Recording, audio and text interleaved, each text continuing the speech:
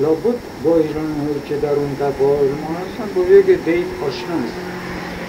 اگر دیدید چند نفر جوان از خانواده‌های عیانی نباشن، مثلا تاجر باشن، بازاری باشن، هرچه که عیان اشرافی نباشن، اینا اگر دیدی خوب درس خوندن، آلمانی رو بلدن، فارسی تا یه اندازه بلدن، آدم‌های خوبی هستن، جوان‌های خوبی هستن، به اینا بفهمون بگو یک مملکت بدون حزب سیاسی محال ترقی بکنه. برای اینکه مملکتی دموکراتیک مزه دموکراسی رو بشنوید باید دو سه تا حزب سیاسی داشته، یکی برای بالاها، یکی برای وسط، یکی برای پایین. برای این کار باید چند نفر بلد باشن تشکیلات حزبی رو. تشکیلات حزبی رو در تمام ایران یک نفر کسی بلد نیست، هیچ کسی یاد نگه، آخه یکی خودش علمیه دیگه.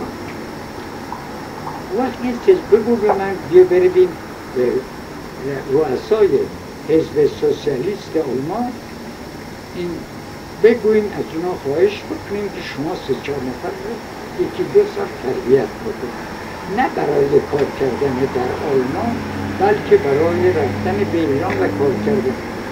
یک حزب سیاسی باید یک مجله داره، یک روزنامه داره، ارگان باید داشت. این ارگان باید چگونه یک ارگان سیاسی حزبی با یک چیز پروپاگاندی به کلی فرق داره. این باید مدام مقالاتی بنویسه که در اون طریقه روشه، در سطح روزنامه‌ای همه رو نمی‌نویسن، هم مال سوسیالی، هم مال اون، مال اون، همه رو اخباریه. وقتی باید قرائتخانه داشته باشن، باید کتابخانه داشته باشن، باید چاپخانه داشته باشن، باید جلسات بزرگ داشته باشن، بزرگانشون بتونن نطق بکنن برای ملت. وقتی که انتخابات هست خیلی زحمت دارن، باید تو کوچه ها اعلام بچرخونن، توی قوطی‌های پستی اعلانات بدن. کار مهم نیست، 2-3 سال طول می‌کشه تا یادم یاد بگیره این کار. شما در تمام ایران یک نفر نیست این کار رو ببینید، یک نفر نیست. وقتی حزب اولین با تغییرزده حزب دموکرات درست شد، فرستادن از قفقاز یه نفر رو بردن اسمش رسول زاده که بهشون یاد داد چطور روزنامه بنویسن. یک نفر رو این که نمیشه عزیز من. شما باید از حالا مشغول کارهای سیاسی بشید، برای آتی کم کم حزب درست بکنید. چندین حزب، یک حزب که درست نه، هر طبقه مثلا فرض کنید اون که زارعه با اون کسی که تو کارخانه کار میکنه، اینا مقاصد و مشکلات مختلف دارن. زارع باید آب داشته باشه، باید اسباب بین داشته باشه، گاو داشته باشه، اون که تو کارخانه هست باید طبیب داشته باشه، دوا داشته باشه، چیزا باید اینها رو یاد بگیریم. هیچ کنم وقتی من خواستم یاد بگیرم به قدری ترسیدم وقتی دیدم این کتاب ها 100-200 کتاب باید بخونم، دیدم من نمیتونم بخونم. رئیس من خودش سوسیالیست خیلی بزرگ بود، با لنین دوستی داشت، خوب من یاد میداد، ولی من وقتی دیدم نمیشه بهش گفتم من سنم بالا رفت، گفت بله، گفت ما هر کدومون 10-12 سال کار کردیم تا تونستیم عضو عامل بشیم. راست میگه، کدامتون بلد بود؟ تو امروز بکنن رئیس حزب سوسیالیست چه از بلد نمیدونید؟ هیچ ما هی حرف میزنیم تو روزنامه های مذهبی، مقاله می‌نویسیم، خیلی عقبیم ما، خیلی خیلی خیلی درست شدنی نیستیم آقای. طول داره، همت داره. در روسیه کتابی هست که به تمام زبان‌ها ترجمه شده بدون باز. من فرانسه شو دارم، به فرانسه اسمش هست که قبل از انقلاب روسیه کتاب نوشته شده که از بزرگان روسیه، اسم کتاب چه باید کرد و اون توی اون کتابش نوشته چه باید محصل باید چطور درس بخونه، چگونه خدمت. کی نوشته آقای جماعت‌زاده؟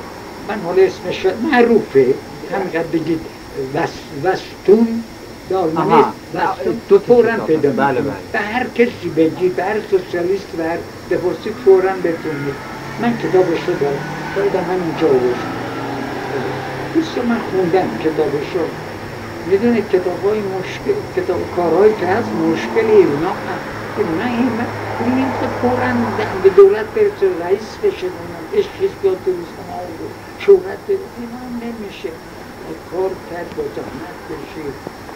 من متاسف هستم، من پدرم ملا بود، واعظ بود، 15 ساله من رو فرستاد به بیروت. من پدرم هم حقوق بخون هم طب بخون. خیال میکرد من تو 2-3 کلمه فرانسه بلدم، 20 بیچاره بود. وارد شدم به من گفتم تو باید بری زبان فرانسه یاد بگیری. 3 سال من فقط زبان فرانسه توی مدرسه داخلی یاد گرفتم. بعد پدرم کشته شد، بیرگول موندم. هیچ کس من رو تربیت نکرد، هیچ کس. خودم خوشم می‌آمد از نوشتن، از همون زمانهای طفولیت می‌نوشتم و اینها. کم کم فارسی و خدا گرفتم، نوشتم، هموطنان خوششون آمد، تشویق کردم. هیچ وقت من یه معلم نداشتم. دانشجویان یکی از شهرهای بزرگ انگلستان قبل از انقلاب به من نوشتن آقای معلم مجله خوبی درست کرده بودن، شما یه مقاله برای ما بنویسید. من مقاله نوشتم، اسمش گذاشتم به نظرم 3 چراغ. نقاشیشم خودم کردم، نوشتم که من وقتی آمدم ببینید، نوشتم که این مقاله‌ای که براتون می‌فرستم، وقتی نوشتم این مقاله رو که 18-19 ساله عمرم بود، ببینید چقدر غلط داره، غلط املایی هست. چاپ شده؟ توی مجله چاپ شده. کدوم مجله؟ نوشتم دارم. نوشتم غلطاشم بگذارید. مقصودم اینه که من که معلم نداشتم، شما سعی بکنید زبان فارسی خودتون یاد بگیرید، بخوانید، یادداشت بردارید.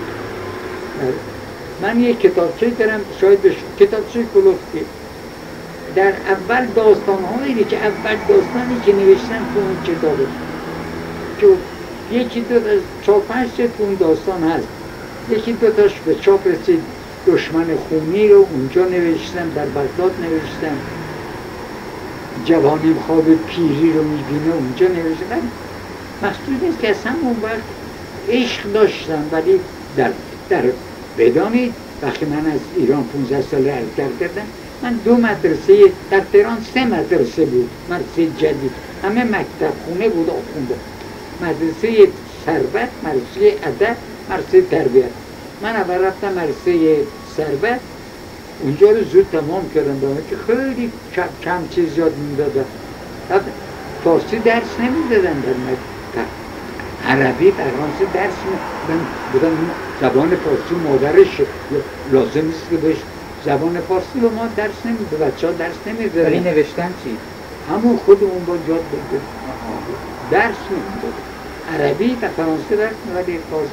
بعد من کم کم خودم هی نوشتم و کم کم غلطام پیدا شد، دیدم غلط دارم، غلطام اصلاح کردم. مثلا همین دشمن خونی رو من اول نوشتم دشمن خونین.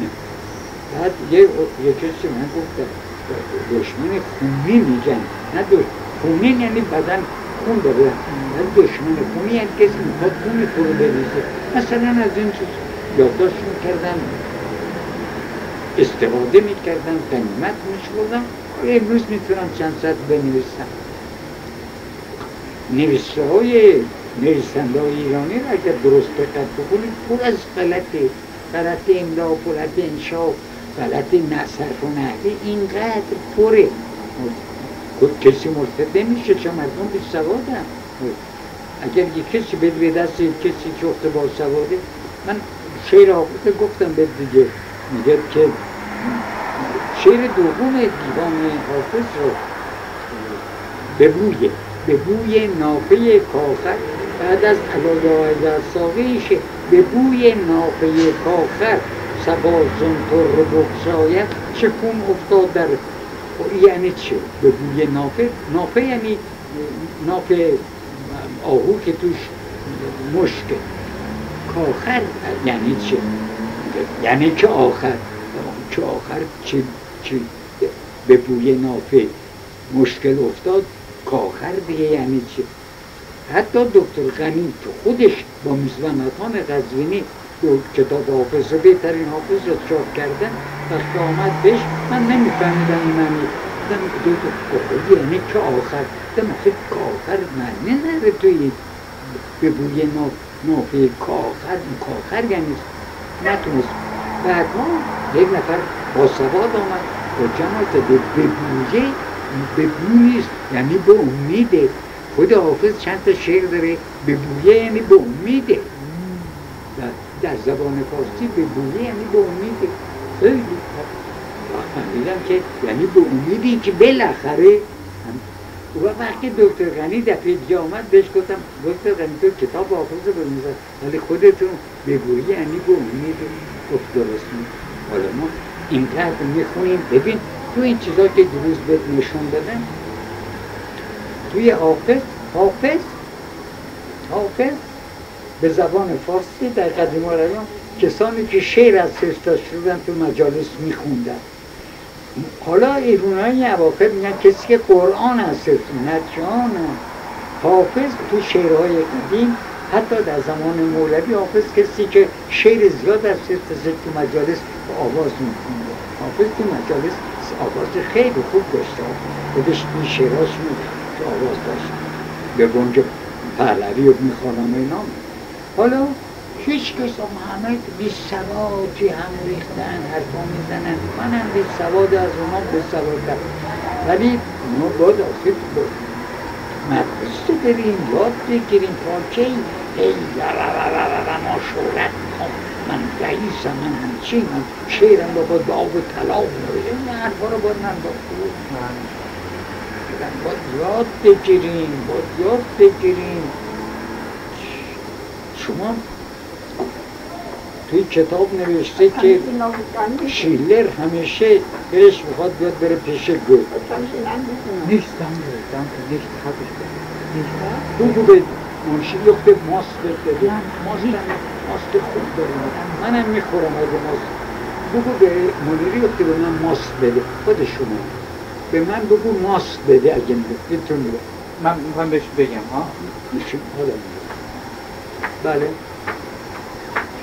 نوشتم که شیلر آخه جوان بود دیگه و دیر بود وزیر پادشاه بود وزیر بود شیلر این میخواست بره گفت نه این جوان سانتیمنتاله چیزای بیمعنی میمیرسه نمیخواست بالاخره شیلر خودش میرسونه به گفت شیلر مریض بوده مرض قلبی داشته آدم خیلی مطیع بوده خیلی مؤدب بود کم گوته بهش اجازه میده که بره پیش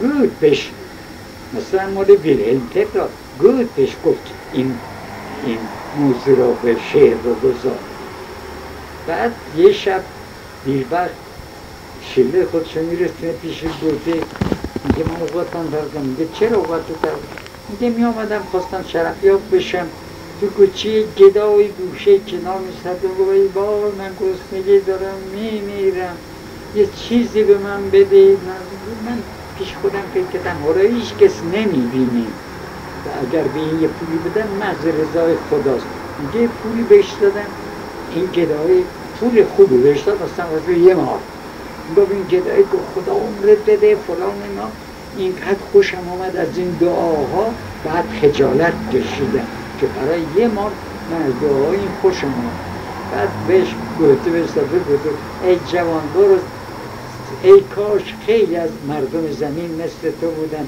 برای همین دعا پول میدادن به گدا چله دیگه من یک دنیا برام کشف شد حالا عزیز من ما باید یاد بگیریم ما خیلی چیزا باید یاد بگیریم باید آدم بشیم ما چی هستیم ما بیای بخور و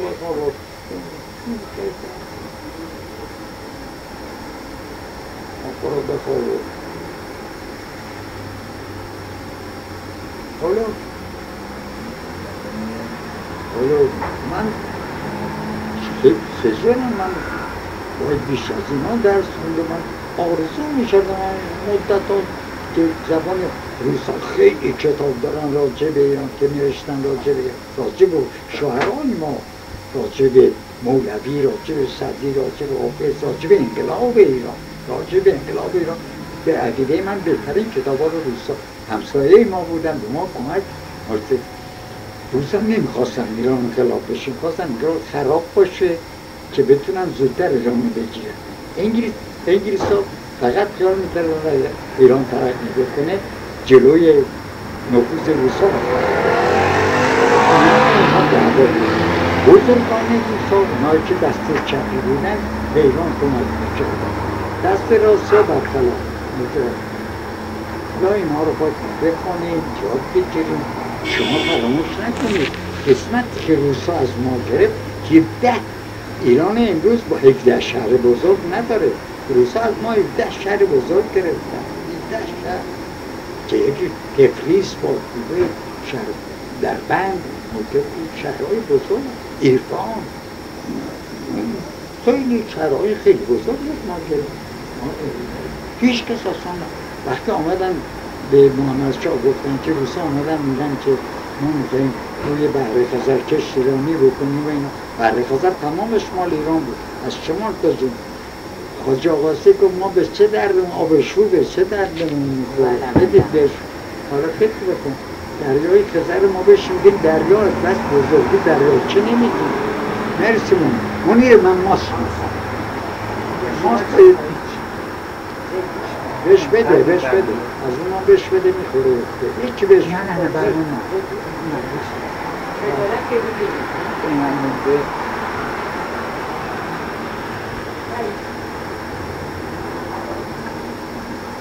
اگه الحمدلله آقشتاش خوبه، خیلی مزاجش الحمدلله مزاجش سالمه. من یک از اجیبات بهم بزنم اگه چه؟ خیلی که رفته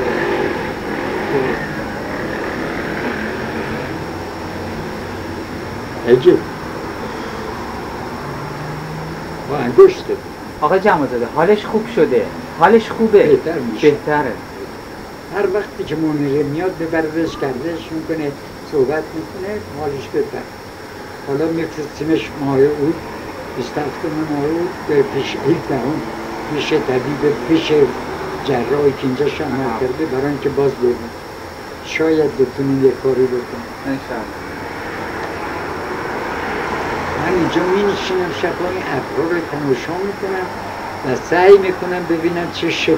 ببین اون سری مثل الان سر ماهی، ببینی کله ماهی اون توکشه سرشه و دومش میره تو دریا. یاد اون نوکره افتادم، نوکری که دیروز گفتی. لازم آدم اگه درست دقت بکنه هر تیکه ابر یه شکلی داره. بله.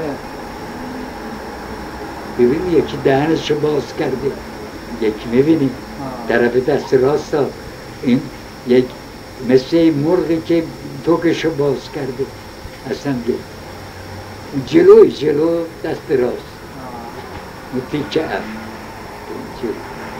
نمیتونم برات نقاشی کنم.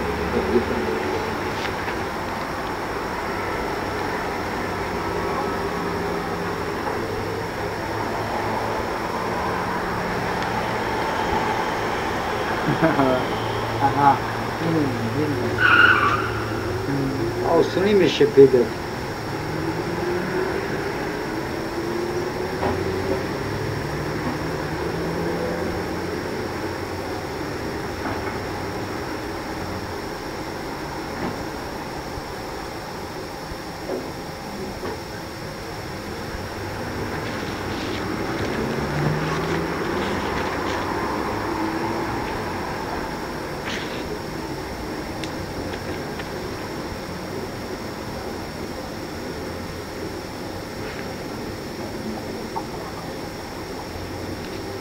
اون یکی که زیبایی ببین مثل این طرف مرغیست باش دراز.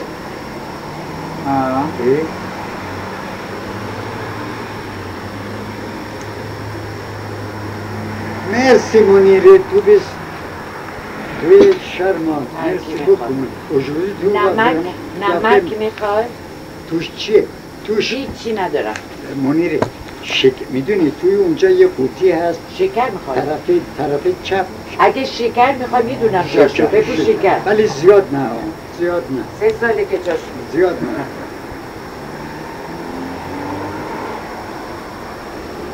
خیلی خانم خوبیه منیره خانم، خیلی خانم خوبیه.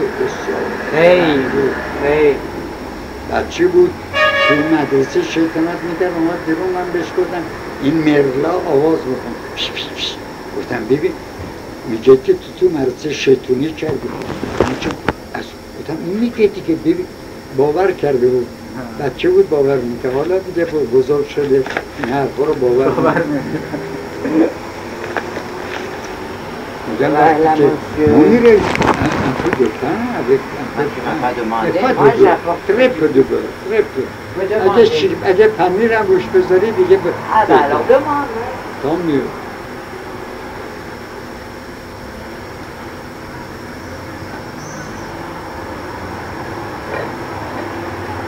یه نفر ایرانی اومد از پاریس پیش من، اسمش پدوی حمید، عکاسه در پاریس، ولی عکاس خیلی بافهم، کاغذهایی می‌نویسه که آدم تعجب میکنه. بعد این اواخر باز برام کاغذ نوشته، کاغذ خیلی خیلی خوبه، زنش هم بی نهایت خوب. همین عکس‌های زیاد که برداشتن و رفتن.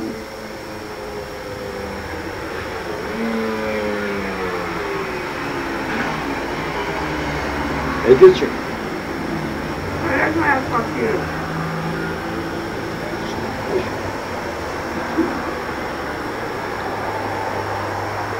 Toujours c'est le coin gauche.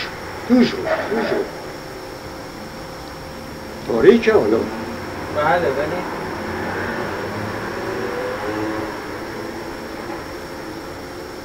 روزگاری است که سودای بتون. حافظ یک غزل داره که نهایت خوشحالی رو نشون ایفرایده شو راشتن بده ایربان نکنه حالا حد میدونم چون که من حالا دکونو میبندم کسی منو دیگه نمیبینه. منیر دو تاشو بده به اون آقا. من هر کاری میخوای بکنی. من لورین t'as besoin de لورین؟ من دکونو میبندم. من اینجا بگیم والا والا من اینها به این مونده نمیخواد. چرا اصرار میکنی؟ نمیخواد. Alors au revoir madame, au revoir monsieur, moi je disparais. Au revoir.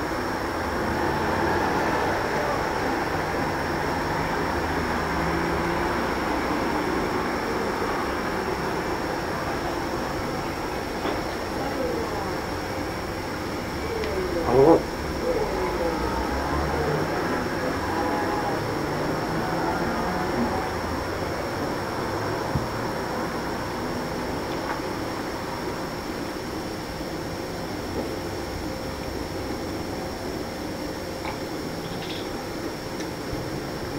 به من یاد بیار، من یک کتابی دارم به زبان آلمانی، حافظ غزل‌های حافظ به زبان آلمانی، یکی از شاعرهای بزرگ آلمان ترجمه کرده. میگم با خود مال شما به نظرم دمه داستان حافظ غزل‌ها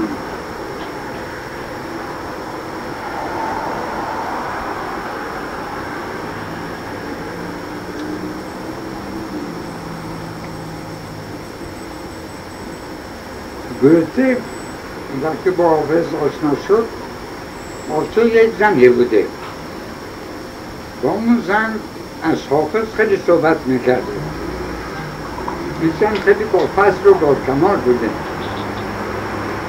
شعرهایی میگفته به وزن حافظ برای گوته میفرستاده. شعرهای این زن به احتمال بسیار توی دست استرس دیوان آمده به اسم گوته.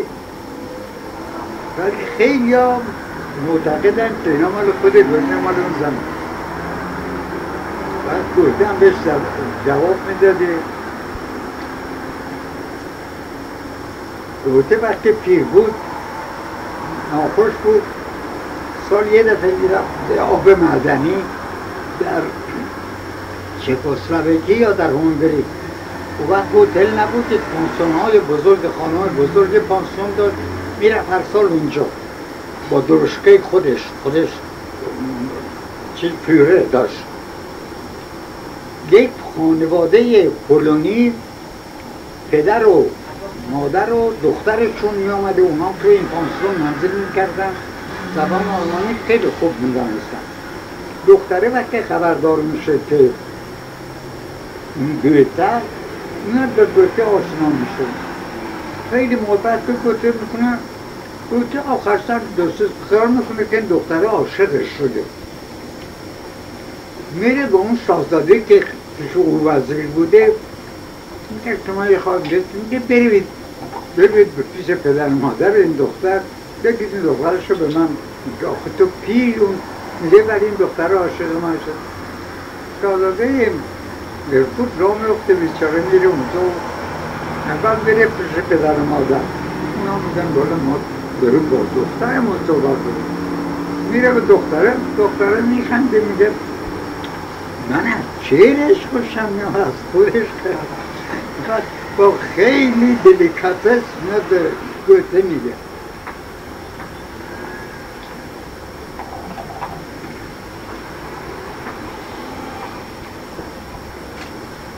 گوته پسرش خیلی بیمعنی بوده، ذوق نداشته، زن گوته خدمتکارش بود، با زن با او عروسی کرد.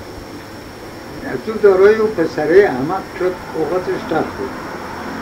بعد یه روزی میاد به کاسکچش میگه سوار میشه این رو به کجا میگه برو من نمیدونم اوقاتم تخت. میرسن به جنگل. یادش میاد گوته که وقتی جوان بود میامده اینجا یه آسیابونه بوده، میگردن من آسیابونه پیرمرد شده هنوز زنده است، پیاده میشه میره میگه یادت میاد؟ میگه بله جوان بودی میامدی اینجا خوب یادم اینا. گوته عاشق دختره آسیابونه شده بوده. میگه وقتی من میامدم اینجا تو دختره میگه بله دخترم مدت هاست مرده، خیلی اوقاتش تخت میشه. وقتی میاد بره بیرون بینه به دیوار شعر نوشته شده، نزدیک میره خط خودشه، شعر خودشه. یادش میاد که در جوانی شعر گفته خودش به دیوار نوشته بود.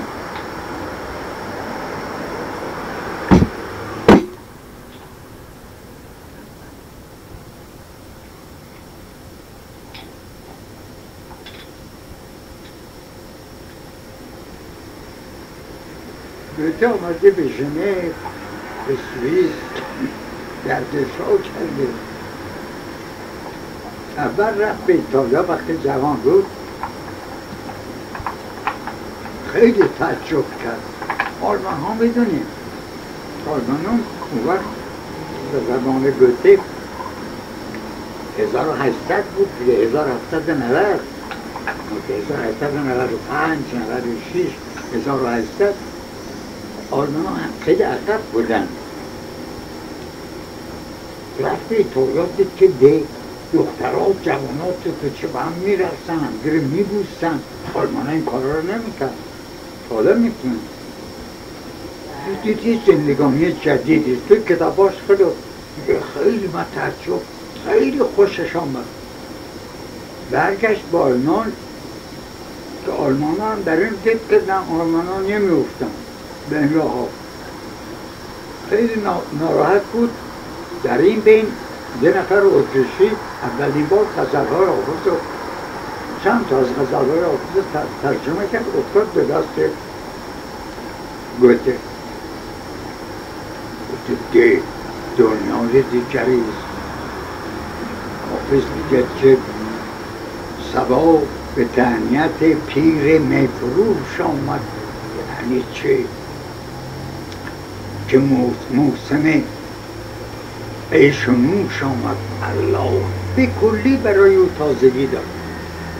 که اشاره من کرد اینجور میگه عیش و نوش آمد، به کلی زندگانش تغییر کرد، فکرش تغییر کرد و بهترین شعرهاش همه میگن که توی دیوانشه.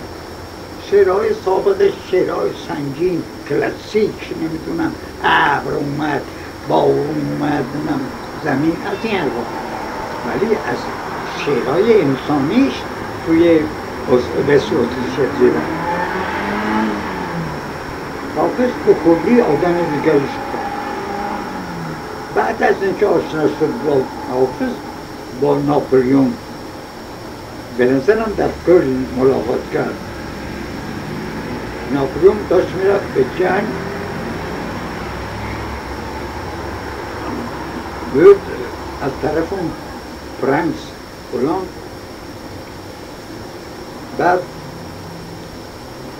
ناپلیون اسم دوتر شنده بود.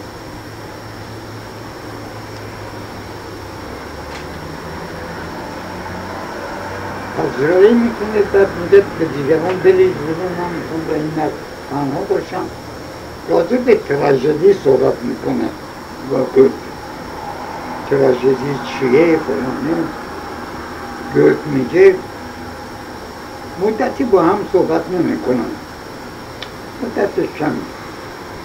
به نظرم یه رو به ساعت بعد میاد برون سالبان سوار جنرال ها میرن پیش ناپلیون میگن چه فکر میگه راجع به این؟ چه ناپلیون میگه میگه c'est un grand homme، c'est un grand homme. بعد گوته برمیگرده به جای خودش، به اون شهر ارفورت. وزرا و اعیان دورش میگیرن میگن که das war das für ein Mensch، der war ein großer Mann. همون حرف ناپلیون هم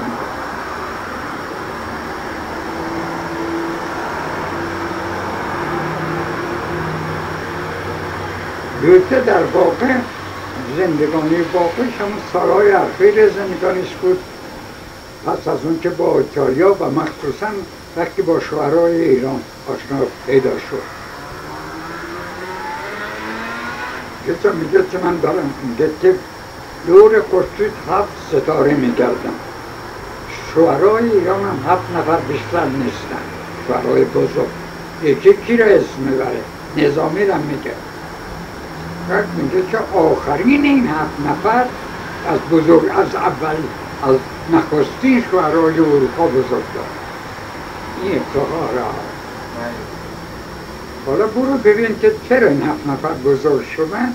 اون وقت میفهمی که جمالزاده وقتی به تو میگه شعر باید اینجور گفت مقصودش چیه.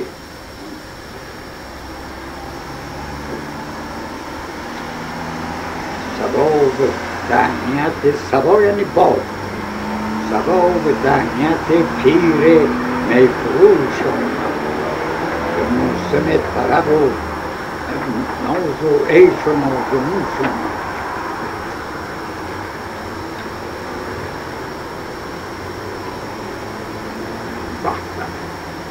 تو بی خود از این ماست نمیخوری یا؟ من سیرم آره. اینا شده؟ اینا شده؟ آره.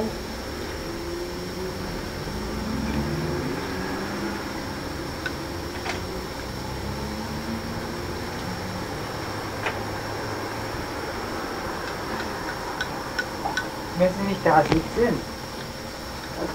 Wenn sie nicht da sitzen. اسم دختر درخشش چیه؟ آویه؟ درایه. شما نمیدونم. شما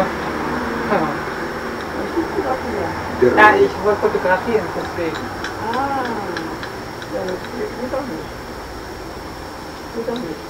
Bitte? weiß ich nicht. درایه. درایه فرانسه رو خوب میدونه. فرانسه خوب. اونجا معلم زبان فرانسه است. ایگه جون بلند نمیتونه، یه صندلی بذار بشینه اینجا.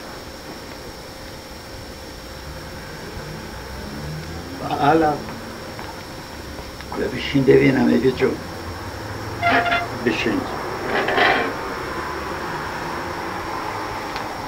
بیا اینجا نگاه کن.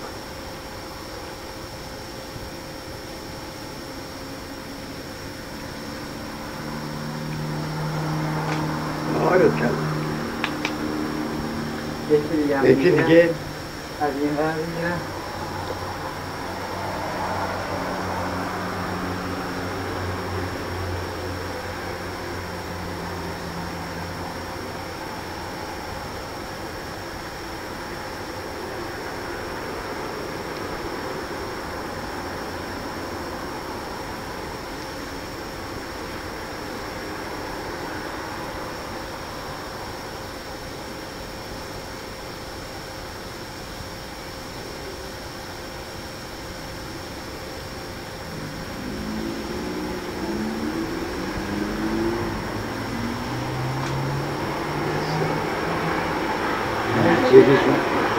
آقا هدایت برای من یک کارت پستال که خودش کشیده بود.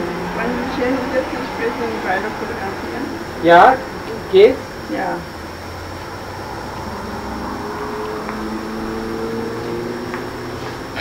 عکس حضرت رسول کشیده بود، خیلی بد، یعنی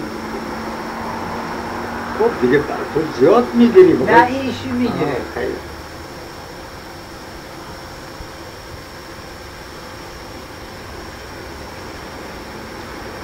چون حسین در کرده.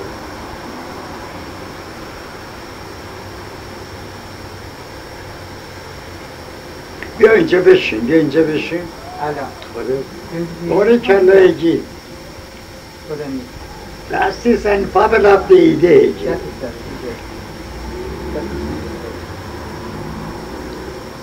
Oder geht es? Das müssen wir drücken. Ja. Nee, nicht diesen Ding. Ja, nicht hier. Das ist die Fensterliste.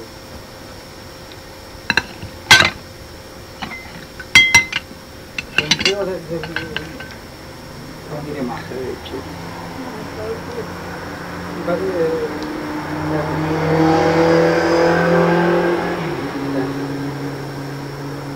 Nicht jetzt, das ist da, ja.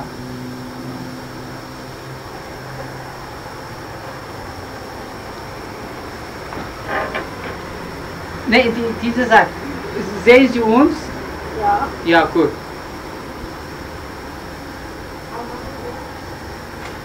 باریکلا باریکلا.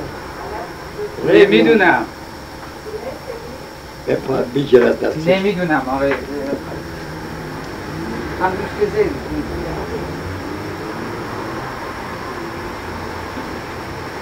چون حسین در کربلا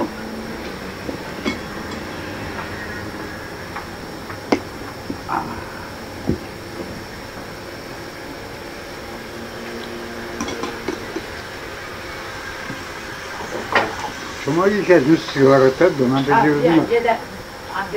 Un dernier effort. یکی بدین براتون قلبی همون رو بدین. همینتون بدین اول. میبینم میخواین با همونتون بشینیم.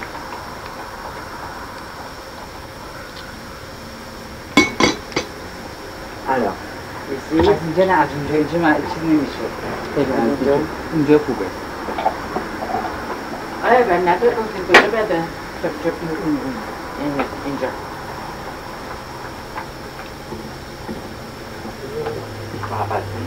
عادت ندارم باش. میبرم پایین ها.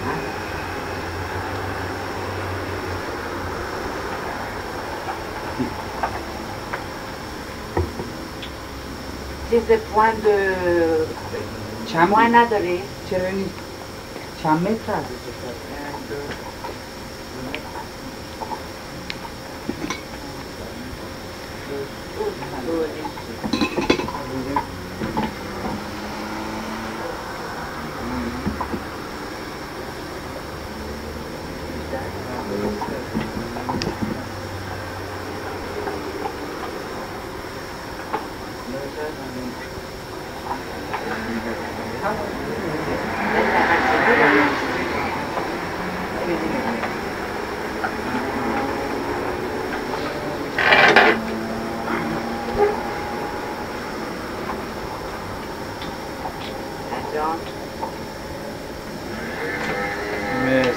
سیاه میشه درسته؟ درسته تموم شد. تموم شد. سیاه میشه؟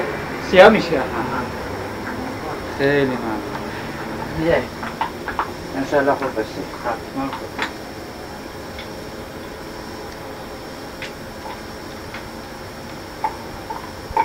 یک سیگارت به من بدید. بله بله. سیگارت های خود. مرسی جناب.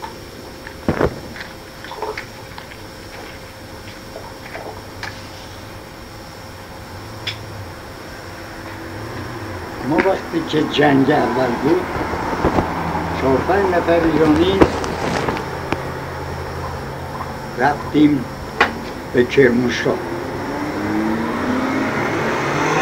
بعد هر کداممون برای پروپاگاند کردن این طرف اون طرف رفتن یه اسب خریدیم. اسبمون 24 تومن هر اسبی قیمتش بود. 20 تومن 24 اسبای خوبی بود. یک بعد از ظهر سوار شدیم 4 نفر رفتیم بیرون شهر کرمانشاه. رسیدیم به یک کوهی، دیدیم این کوه یه راه داره که میره بالای کوه درخت داره. گرفتیم و رفتیم رسیدیم به جای خیلی قشنگی، حوضی بود آب و یک قهوه خانه داشت. از عد پیاده شدیم و اسبا رو به درخت‌ها بستیم و قهوه‌چی آمد بهش گفتیم میتونی به ما چای بدی؟ گفت براتون چای تازه درست میکنم. بعد چای رو آورد و گفت که اون مردی که میبینید پای درخت نشسته اونجا آواز خیلی خوبی داره، صدا بکنید براتون آواز بخونه. گفتیم خیلی خوب. آقا اومد. گفتیم که این قهوه‌چی میگه شما آواز خوبی دارید، ما خیلی خوشبخت میشه، ممنون میشه. گفت من حرفی ندارم، بفرمایید برای منم چای بیارم. گفتیم براش. بعد گفت که بگویید برای من یه پک تریاکم، یه بس تریاکم بیاره. قهوه‌چی هم میدونید تمام قهوه خونه‌های ایران تریاک میوردن، همه ایالت ایران همه جا میورد. آوردن براش. بعد گفت شما بکشید مزه آواز من رو بهتر، ما از اروپا میایم، ما محاله گفت یه دفعه که ما کشیدیم، هر 4 تا کشیدیم و این مردم آواز خیلی خوبی خود رو بهش انعام دادیم و سوار. من جلوی این 4 نفر بودم با اسب. از کوه آمدیم پایین و داریم میریم به طرف کرمانشاه. من یه دفعه دیدم روی این راه هم که ما رفتیم طرف دست چپمون درخت بود. من دیدم این اسب من روی این درخت‌ها داره مثل پرواز میکنه. تعجب کردم، دیدم بله من بالای این درخت‌ها هستم، پس برم همینجوری دارم. خیلی اول وقت ترسیدم و دیدم اسب. نگاه کردم دیدم اون 3 نفرگی هم اونها سوار اسبش، اونها همینجا. خیلی تعجب کردم و هیچ نفهمیدم. بعد گفت شهر کرمانشاه دروازه داره. بعد گفتم حالا تو هوا هستیم چطور از دروازه چطور رد میشه؟ یه دفعه دیدم ما هر 4 نفر توی وسط شهر کرمانشاه هستیم. به دوستانم گفتن نه اونها چیزهای دیگه. آقا نگو که توی این تریا حشیش هم بوده، هم حشیش بوده هم تریا، ولی تریا که این کارها رو نمی‌کنه. بعد دوستانم گفتن بریم یه زدی هم بکش. رفتیم این دفعه تریا که بود هیچ اثری برای ما نداشت، هیچ بی‌معنی بود. آدم سست میشه، بوی خیلی خوبی داره تریا، آدم ممکنه زود عادت بکنه ولی هیچ آدم سست میشه دیگه. اگه قصه دارین خوابت میگیره. ولی اون حشیش چیز غریبه. من همون یه دفعه به عمرم حشیش کشیدم. یه دفعه در همون دانشجو بودم در لوزن، آمدم به ژنو امتحانم حاضر بکنم. رفتم که پانسونی یه دختر انگلیسی که از من بزرگتر بود تو دانشگاه فلسفه تحصیل میکرد. دختر باهوش بود ولی خوشگل نبود. یه دفعه من گفت که تو ایرانی هستی؟ گفتم گفت من شنیدم در ایران اونجا حشیش میکشن. گفتم بله میکشن. گفت چی؟ گفتم بله من شنیدم که او وقت هنوز نکشیده بودم. شنیدم که چیزهای کوچک بسرن دست آدم میشه اینقدر چشم میشه اینقدر اینا رو شنیده. گفتم گفت تو رو خدا تو برای من نقطه حشیش. گفتم از کجا؟ گفت تو ایرانی هست. من شنیده بودم که مصری ها خیلی حشیش میکشن، حتی در خارج جوان های مصری حتی محصلین گاگای حشیش. این طرف اون طرف هر چیز زدم حشیش پیدا نکردم. این دخترم به هی اصرار داره. یه دفعه آمدم یک سیگارت اینجوری هم سیگارت معمولی بهش گفتم حشیشه. آخه حشیشه میدونی سیگارت باز میکنن حشیش توی با توتون داخل میکنن توی چیز میکنن میکشن. گفتم این تو حشیشه نبود. خود دختره کشید و جمال زده.